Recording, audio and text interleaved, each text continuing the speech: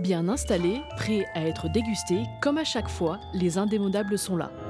Au laboratoire, cette année, l'artisan chocolatier a créé ce lapin. Ce sont des moules que l'on fabrique nous-mêmes, des moules en silicone, pour avoir des reliefs qui sont vraiment très marqués. On a vraiment le pelage qui ressort très bien, on a un effet très, très naturel. Pour le rendre le plus réel possible, au moins 6 moulages sont nécessaires. Là, le chocolat était juste pris, mais pas trop froid. Donc les couches vont bien coller les unes avec les autres. Et comme ça, après, quand on cassera le chocolat, on aura l'impression que c'est qu'une même épaisseur, quoi. Pour cette période, même si plus de 2800 pièces ont déjà été réalisées, certaines sont encore en cours de production. Donc on va faire une petite superposition d'œufs. On va mettre des petits points roses pour faire les petites fleurs. Et donc ça va aller sur un montage commercial avec un petit lama pour faire un petit peu un décor Amérique latine. Dernier détail, la garniture avant la mise en boutique.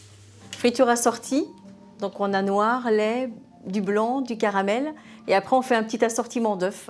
Donc on a des œufs nougatines, des œufs feuilletés de couleur. Ça plaît bien. Malgré la hausse des matières premières, la Maison du Sceau n'a pas augmenté ses prix à l'occasion de Pâques. Vous avez les cloches, vous avez les œufs de l'autre côté. Après en dessous, ça va être à 13,50. Raison de plus pour continuer de se faire plaisir.